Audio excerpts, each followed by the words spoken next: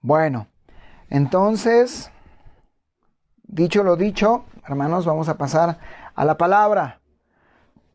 Amén. Estamos viendo, hermanos, una eh, continuidad en los mensajes, sí, por no llamarlo serie, pero sí es una continuidad. Hace 8 días hablábamos de tiempos de aflicción, que todos, de alguna manera o de otra, todos pasamos por esa temporada, ¿no? Esa temporada de aflicción en la cual Dios planea o prevé que pasemos todos y cada uno de nosotros, todo con un plan y un propósito específico.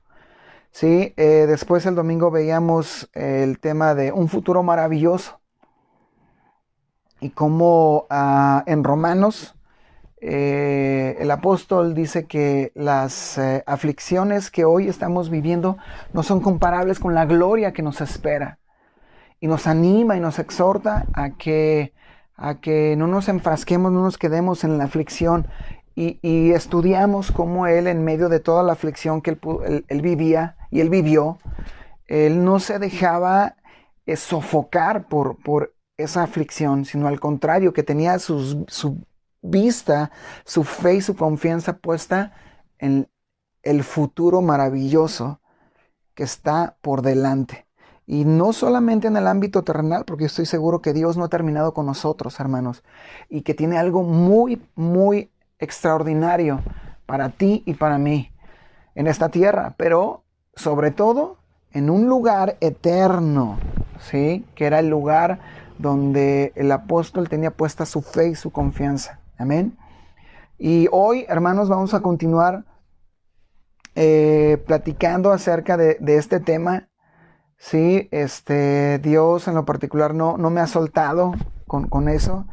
Y bueno, pues el tema de hoy es un futuro maravilloso 2, ¿ok? Y manifestándonos, así le puse. El título de estas predicación, hermanos, surge del capítulo 8 de Romanos. Ese pasaje, hermanos, sigue siendo la parte medular de lo que estamos estudiando. Amén. En el capítulo 8 en Romanos, en el versículo 18, ya se los explicaba. Amén. Con el apóstol. La palabra nos enseña que lo mucho o poco que podemos sufrir aquí no se compara con la gloria que hemos de recibir. Amén. Y también nos enseña que el mundo, hermanos, está esperando que nos manifestemos como sus hijos. Ven, que nos demos a conocer, ¿sí? Como sus hijos. Y leíamos y estudiamos la vez pasada al apóstol Pablo, pero hoy vamos a leer y a estudiar también un poquito, tan solo un poquito, de un personaje muy padre, muy enriquecedor a todo aquel que estudia su vida. Hay un efecto de mucha enseñanza para todo aquel que lo estudia. Este personaje, hermanos, fue alguien que no le importaba lo que podía sufrir. Fue alguien seguro de lo que era en Dios, seguro de lo que él era, de que él era un instrumento de Dios, y seguro también del futuro maravilloso que estaba aguardando por él, ¿sí? Fue alguien sumamente valiente que mostraba su fe no solamente en el templo, hermanos, sino fuera de él. Y sin lugar a dudas manifestó, hermanos, la esperanza de los hijos de Dios. No solo a sus contemporáneos, sino que su vida tendría tal impacto, hermanos, su vida y testimonio tendría tal impacto, hermanos, que a más de 2600 años de su existencia en la tierra, hoy seguimos hablando de él. Es un referente de fe, es un referente de manifestación de la fe, ¿sí? Es un referente de esfuerzo, de valor, de humildad, de sabiduría, hermanos. Este personaje del cual estoy hablando es Daniel, un personaje, bueno, que ya extraordinario en todos los sentidos. Y empecemos por el significado, hermanos, del nombre Daniel. Significa justicia de Dios. Eso significa el nombre de Daniel en el original hebreo. Y su historia, hermanos, es muy conocida. Es muy, muy conocida dentro del ámbito cristiano. Como les decía, han pasado 2600 años y sigue siendo un referente. Se sigue hablando de él, se sigue estudiando su vida. Y la gran mayoría de nosotros conocemos su historia, pero voy a retomar algo del inicio de su historia para todos aquellos que quizá nunca habían oído hablar de Daniel, o para los que sabían poco de él. Sí, está en el libro de Daniel, precisamente, quien él mismo, según los teólogos, él mismo fue el autor del libro. Daniel 1:1 dice: en el año tercero del reinado de Joacim, rey de Judá, vino Nabucodonosor, rey de Babilonia, a Jerusalén y la sitió. ¿Qué quiere decir esto? Que la sitió, hermanos, que la rodeó y que hizo que se rindieran delante de ellos. Amén. Y dijo el rey Aspenaz, jefe de los eunucos, estamos leyendo ya el 3. Y dijo el rey Aspenaz, jefe de los eunucos, que trajese de los hijos de Israel, del linaje real, de los príncipes.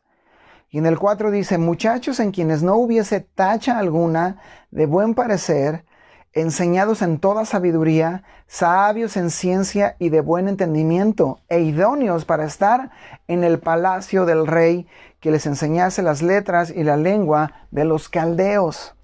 ¿Sí? Hay que aclarar un detalle, hermanos, con esta situación. ¿Sí? Daniel era de la realeza de Jerusalén, ¿sí? O de la nobleza, ¿sí? Entonces, al momento que llegan los babilónicos y derrotan a Jerusalén, entonces toman como esclavos a hijos de nobles bien educados. Dicen algunas otras versiones que sin defectos. Aquí dice: no hubiese tacha alguna. Se las voy a leer, hermanos, en otra versión. Dice: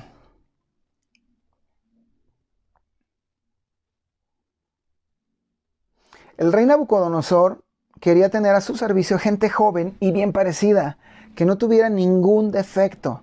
Además, deberían saber de todo. Por eso ordenó que de entre los prisioneros israelitas le llevaran los jóvenes más inteligentes y de las mejores familias.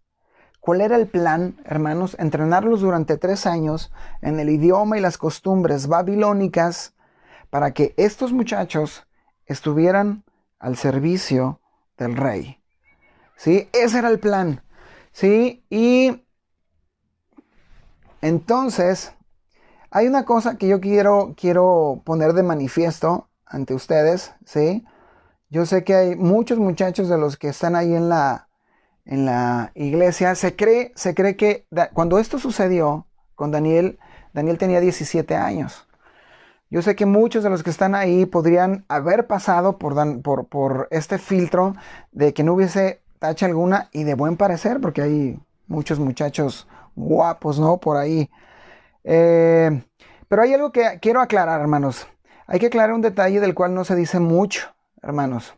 Una vez que Daniel es llevado cautivo a Babilonia, la distancia entre Jerusalén y Babilonia no era poca, hermanos. Estamos hablando de aproximadamente 1130 kilómetros. Y Daniel, pues fue llevado cautivo, ¿me explico? No fue llevado como noble, en hombros, con esclavos que lo llevaran cargando, que él no se fatigara. No. Me imagino que lo han de haber llevado cautivo, como cualquier otro esclavo, a pie. Y si usted, haciendo un ejercicio, ahora ya con toda la tecnología que tenemos a nuestro alcance, ¿cuánto tardaríamos en caminar 1130 kilómetros, hermanos? Nos tardaríamos aproximadamente 229 horas caminando. Y si a esto le agregamos, hermanos, que no es caminar sobre autopista, ni sobre carretera, ni sobre asfalto, ni nada que conocemos hoy día, sino que era caminar más de 1000 kilómetros en desierto, en zonas áridas, que tan solo el hecho de pensar que ibas a pasar 229 horas caminando en estas condiciones, pues no está nada fácil, ¿verdad? No está nada fácil las condiciones. Entonces, imagínense, es como, se lo voy a poner en ámbitos como más fáciles de poder digerir. Es recorrer la distancia de aquí a Vallarta, de Guadalajara a Vallarta, 3 veces. Es llegar a Vallarta, regresarte a Guadalajara y volver a ir a Vallarta. 3 veces. A pie. Eso fue el equivalente de lo que tuvo que caminar Daniel para llegar a Babilonia, pero en desierto. Entonces, imagínese contexto, ¿sí? Imagínese contexto de Daniel siendo cautivo por los babilonios. Imagínese. Entonces dice la historia, hermanos, que llevando entonces, hermanos, al contexto de lo que estamos estudiando, ¿sí? Que no son pocas, o que no tomemos en cuenta las aflicciones que vivimos hoy día, o que vivimos en este mundo, porque mayor es la gloria que nos está esperando. Aunque el apóstol Pablo y Daniel obviamente nunca se conocieron, los dos tenían una fe, la misma fe, ¿sí? Bueno, por fin llega con mucha hambre. Imagínense las condiciones físicas en las cuales llega Daniel a Babilonia.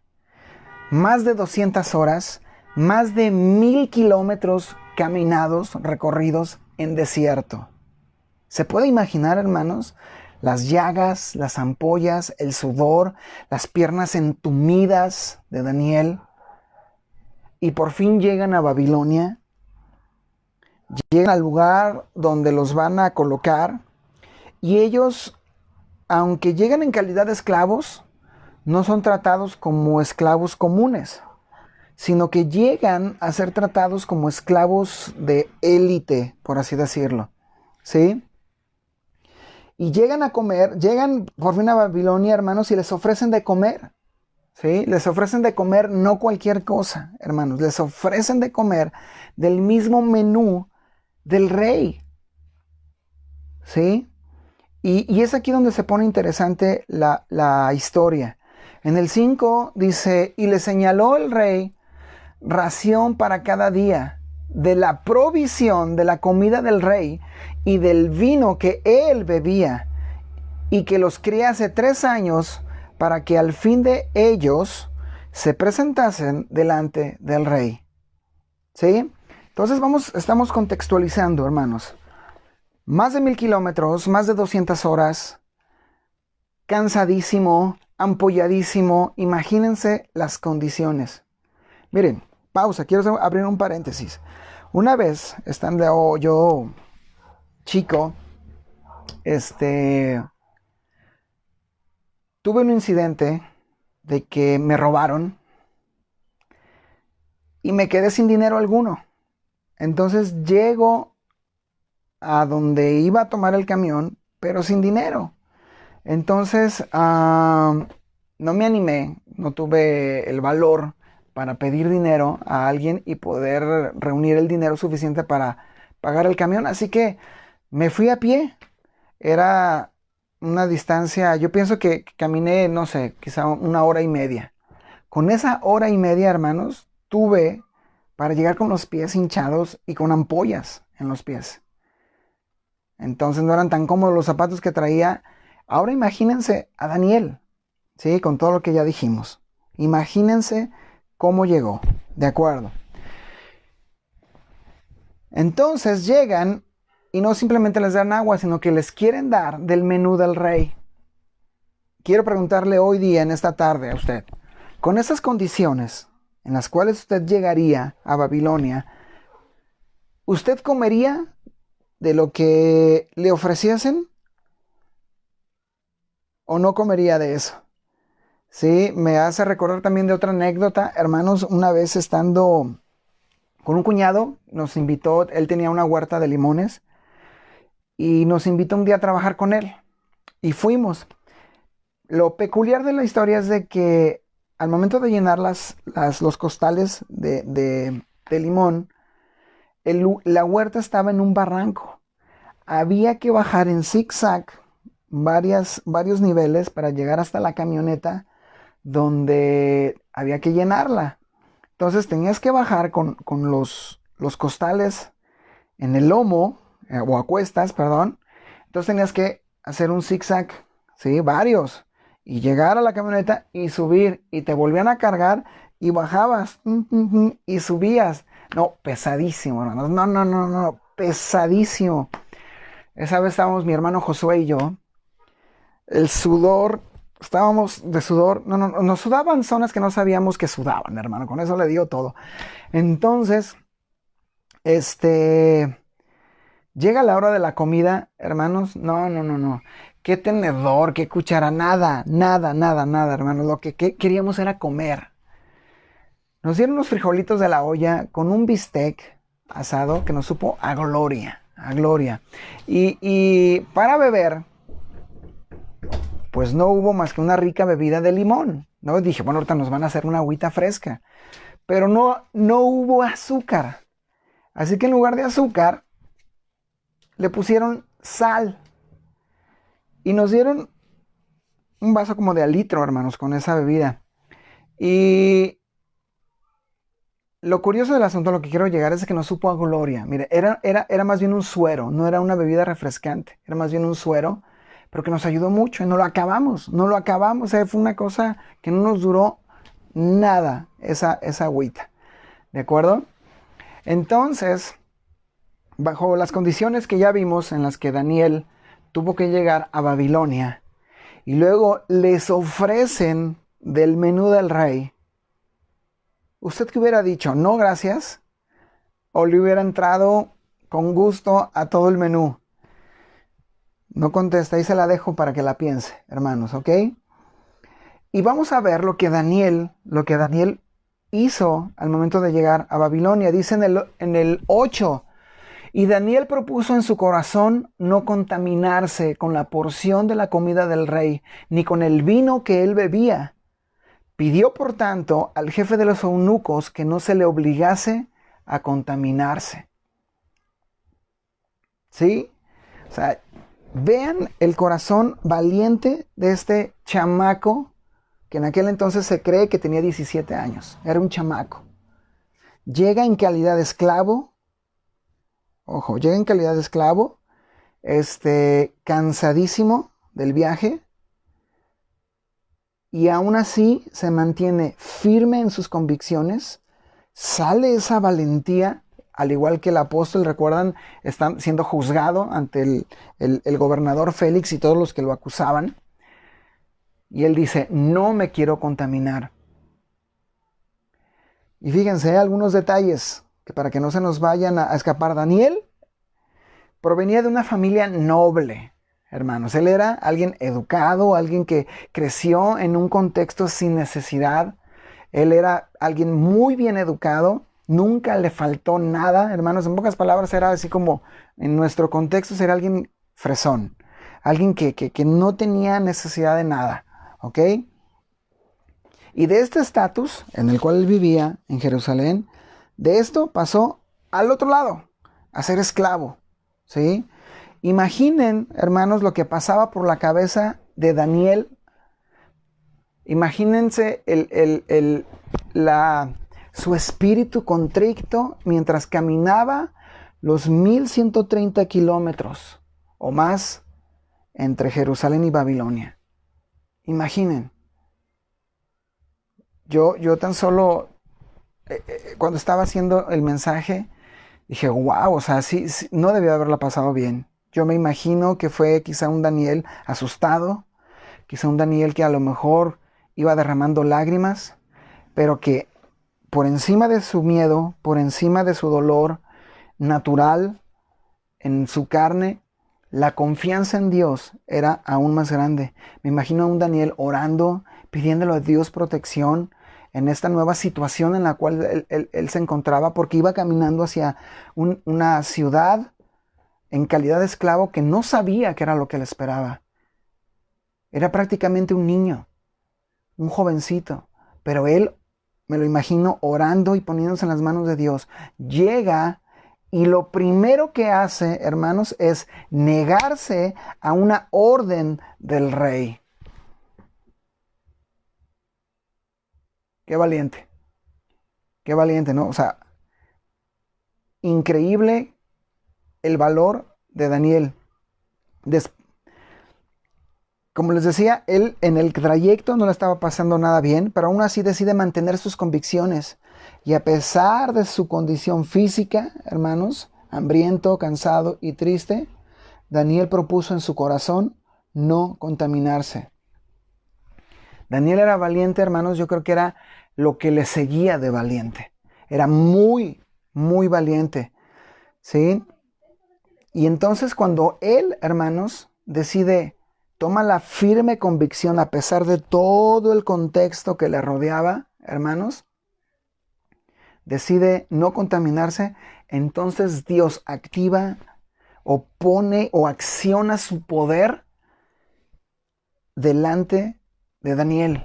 ¿En qué sentido? En el 9. Y dice, y puso Dios a Daniel en gracia y en buena voluntad con el jefe de los eunucos. A Daniel, hermanos, bien pudieron haberlo azotado. Imagínense el jefe de los eunucos que saben que este va a ser el menú. Ustedes son los que probablemente después de 3 años, después de que les enseñemos nuestra lengua, después de que les enseñemos nuestra cultura, costumbres, ustedes después de 3 años van a ser evaluados a ver si pueden servir en el palacio del rey. Obvio como esclavos, ¿sí?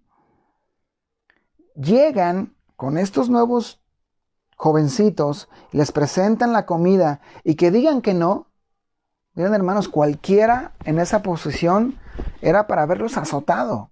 A ver, no te estoy pidiendo tu opinión, te vas a comer esto.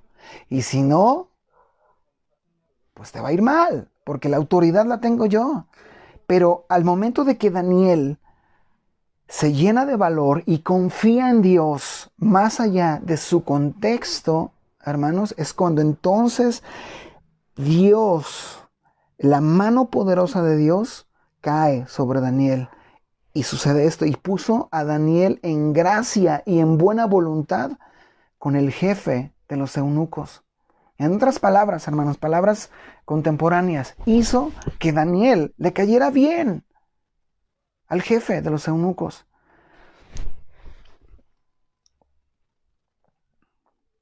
Y viendo el significado de la palabra gracia me llamó mucho la atención, hermanos. Dice el diccionario, la RAE, dice cualidad o conjunto de cualidades que hacen agradable a la persona que los tiene, ¿sí? Dice también que es un don o favor que se hace sin merecimiento particular. Y ojo, hermanos, aquí yo quiero enfatizar esto en la historia de Daniel. Daniel en Babilonia era un don nadie, ¿sí? Era un don nadie, llegó en calidad de esclavo, ¿sí? Era un pobre esclavo que venía cautivo de Jerusalén, ¿sí? Aún así, él es valiente, no quiere contaminarse y la gracia se derrama sobre él, cayéndole bien al jefe de los eunucos. Y quiero contarles algo que sucedía con nuestro pastor en este sentido. El pastor, durante el tiempo que él estuvo pastoreando en la iglesia, él tenía que ir los jueves para compartir, pero él en su trabajo podía tener conflictos. Entonces él, en oración previa, se acercaba con el director y le decía, flaco, así se decían entre ellos, flaco, Mira, los jueves yo voy y comparto allá en Cuitzeo con la gente. Me esperan. Quiero pedirte un favor. No me des horas los jueves en la tarde. Dame la mañana, quizá el mediodía, pero ya en la tarde, porque las clases en el Cebetis se recorrían hasta 9 o 10 de la noche en los turnos vespertinos. Entonces, Dios, hermanos, derramó gracia, derramó favor sobre nuestro pastor con el director durante más de 30 años, hermanos. Él estuvo ahí. Está bien, Castolo, no te preocupes. Yo te ayudo. Y él le decía a las personas que administraban las horas, a Castolo, por favor, no le pongas horas los jueves en la tarde porque él tiene otros compromisos. ¿Me explico? Cuando somos valientes, cuando mostramos esa convicción delante de Dios, a pesar de las circunstancias, Dios derrama gracia. Dios nos cubre y nos pone de su favor con los hombres. Amén. Inclusive llegó a platicar varias veces nuestro pastor que en algunas ocasiones no lo hacía quizá todos los días, pero sí cuando se daba la ocasión, él no perdía la oportunidad de poderles hablar a los muchachos dentro aún del salón de clases, y cuenta que en varias ocasiones, él aún estando predicándoles ahí en el salón, el director llegaba y se ponía en la puerta del salón, y solamente lo veían, cruzaban miradas, mi papá y el director, y simplemente lo que hacía era hacerle una señal de aprobación y cerraba la puerta y se iba. Nunca interrumpió en ese sentido. Siempre tuvo el favor de Dios y de los hombres en ese sentido. Amén.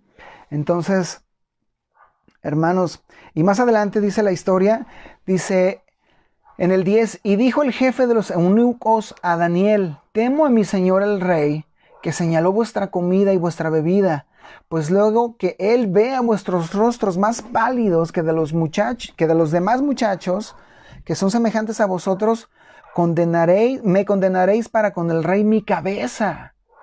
O sea, fíjense, no era poco lo que el jefe de los eunucos tenía que temer ante la petición de Daniel. Pero Daniel dijo, no, por favor, no permitas que me contamine, yo sé que vamos a estar bien. Y le dio ese favor y le dice, te ruego, Daniel, dice, hablando Daniel, te ruego que hagas la prueba con tus siervos. Está hablando de él y de sus amigos. Por 10 días y nos den legumbres a comer y agua a beber. ¿Sí? Daniel insistió y le dice, por favor, por favor. Y lo increíble del asunto es que un jefe de eunucos, alguien que ya tenía una posición importante dentro del reino de Babilonia, escucha y obedece o atiende a la petición de un simple esclavo que llegó a Babilonia. Pero era un simple esclavo respaldado por Dios, alguien valiente, y que la gracia y el favor de Dios había sido derramada sobre él. A él ser valiente y obediente. Amén. Y aún así que su cabeza corría peligro de desprenderse de su cuerpo si el rey se enteraba que no estaban siguiendo las órdenes que él dio. Aún así, fíjense, hermanos, dijo, ok, voy a arriesgar el pellejo por ti, sin necesidad, hermanos. Eso es lo que yo quiero resaltar de este fragmento de la historia de Daniel. Cómo cuando somos obedientes y valientes y tomamos en serio la palabra de Dios, el favor de Dios siempre está con nosotros. Siempre, hermanos. Y fíjense, vamos a leer el 18. Ahí en Daniel dice, pasados pues los días, al fin de los cuales había dicho el rey que los trajesen, el jefe de los eunucos los trajo delante de Nabucodonosor. Y el rey habló con ellos, y no fueron hallados entre todos ellos otros como Daniel, Ananías, Misael y Azarías. Así pues, estuvieron delante del rey. Y dice el 20, en todo asunto de sabiduría e inteligencia que el rey les consultó, los halló 10 veces mejores que todos los magos y astrólogos que había en todo su reino. ¿Se da cuenta, hermanos? Concluimos con esto, hermanos, este mensaje. Daniel venía de un trayecto de mucho dolor, de mucha aflicción en el desierto, en su corazón de ver su país, su casa destruida por otro reino, en el trayecto cansado, triste, afligido, pero a la vez fortalecido en Dios, en su fe. Y cuando llega al palacio del enemigo que había llevado cautivo a su pueblo, él es valiente, él defiende a pesar de cualquier cosa a pesar de las consecuencias que podrían venir sobre él, porque él conocía y él entendía que pudieron haberlo mandado matar si se negaba, pero aún así lo hizo. Y fue entonces cuando su fe activa la gracia de Dios y está sobre él. Y le da favor primeramente delante del eunuco, del jefe de los eunucos. Después le da favor que a pesar de comer solamente legumbres y agua, dice que el rostro de Daniel, de sus amigos, era más brillante y más radiante que los demás que sí siguieron la dieta y los alimentos que mandó el rey. ¿Qué es esto, hermanos? No es más que el favor de Dios. No es más que el favor de Dios obrando y operando en la vida de aquellos que creen y que actúan conforme a la palabra y a la obediencia en Cristo Jesús. En aquel entonces en Dios, ¿verdad? Daniel no conoció a Jesús, pero creía en Jehová, creía en Dios. Amén. Entonces, hermanos, concluyendo todo este mensaje, cuando las aflicciones, hermanos, cuando las aflicciones no debilitan cuando las aflicciones no debilitan nuestra fe, sino al contrario, las hacen más fuerte, la gracia de Dios se derrama sobre sus hijos y sobre sus hijas, ocurriendo cosas extraordinarias. Amén. Y retomando todo este tema, yo sé que quizá desde tu niñez y algún periodo de tu vida, de joven, ahora de adulto, has tenido momentos de aflicción, has tenido momentos de tristeza, de dolor, pero precisamente de esto se trata estos mensajes, que no te centres y no te quedes en esa aflicción y en ese dolor, sino que tengas enfrente un maravilloso futuro de gloria que nos está aguardando.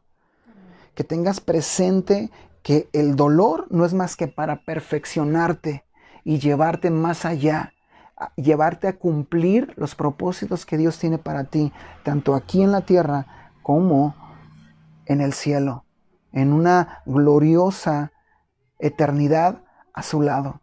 Amén. No tengas temor de nada ni de nadie. El Señor está contigo. Él te dará gracia delante de los hombres, así como a Daniel. Amén. Y cierro, hermanos, con una historia de un hombre latino en Estados Unidos que ante una crisis pierde su empleo y empiezan a pasar un mal momento, él y su familia. Empieza a escasear el dinero y por ende empieza a escasear la comida.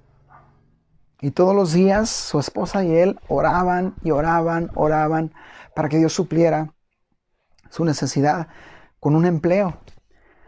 Por fin, después de un par de semanas, llega una entrevista de trabajo y él ya es el candidato para tener el empleo, pero lo mandan llamar tanto el dueño de la empresa como su mano derecha y le hacen una entrevista.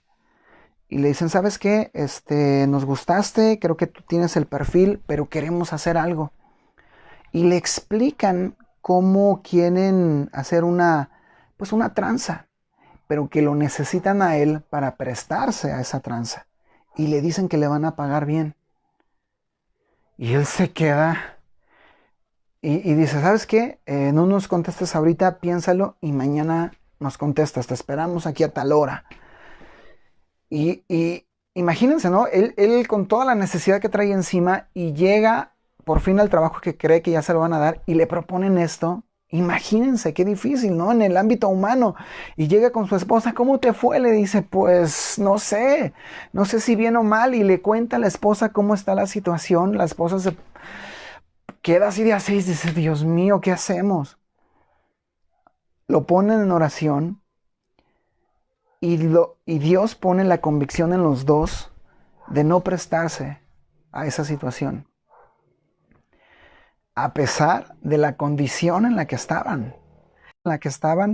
Se arma de valor, convencido de que él es un hijo de Dios y que tiene que actuar como tal. Va a la entrevista de trabajo al día siguiente y les dice, ¿saben qué? Lo pensé muy bien y mi respuesta es no. No quiero prestarme a una acción como esa. Y en eso se levantan los dos hombres y ponen una sonrisa en su rostro los dos. Y él se queda, bueno, pues ¿qué pasa, no? ¿Por qué se están riendo? Y le dicen, el trabajo es tuyo. Estábamos esperando tu respuesta. Y necesitamos un hombre honesto como tú. Y se quedó con el empleo. Así es como Dios opera, hermanos. Así es como Dios opera ante sus hijos e hijas cuando la aflicción de este mundo no los sofoca, sino que los impulsa a ser valientes, a manifestar a los hijos de Dios a este mundo. Amén. Así que yo los invito y los exhorto, hermanos, a que seamos valientes y que nos manifestemos como hijos de Dios ante cualquier circunstancia. Amén. Vamos a orar. Señor Jesús, damos gracias por tu obra. Damos gracias porque a través de tu palabra, a través del legado que nos has dejado, Señor, de estos hombres extraordinarios que vivieron de una manera valiente, Señor, y que sin importar el contexto donde aún su vida misma corría peligro, aún así ellos se manifestaron como hijos tuyos, Señor. Permítenos, Padre, hoy en el año 2020, Señor, ser tan valientes como lo fue Pablo, ser tan esforzados como lo fue Daniel, Señor, en su tiempo, aún siendo prácticamente un niño, Señor. Padre, que tu Espíritu nos llene de valor, que tu Espíritu nos llene de ánimo, Señor, de ver que nuestro futuro es maravilloso, que nuestro futuro es glorioso y que estas aflicciones, muchas o pocas que podamos vivir aquí, no se comparan a la gloria que hemos de vivir junto a ti, oh Señor, oh Rey, oh Jesús, Cordero de Dios. Así que yo oro por todas las personas, hombres, mujeres, jóvenes o niños incluso que puedan estar viendo este mensaje. Que tu Espíritu, Señor, que tu Espíritu esté en cada uno de nosotros y nos permitas manifestarnos a esta generación, a este mundo. En el nombre poderoso de Cristo Jesús, que así sea, Padre, en cada uno de nosotros, en tu iglesia, Señor. Amén y amén. Aleluya. Amén. Dios les bendiga, hermanos, y lleves este mensaje, medítelo, ¿sale? Y espero en Dios poder vernos y escucharnos el domingo. Amén. Dios les bendiga. Hasta entonces.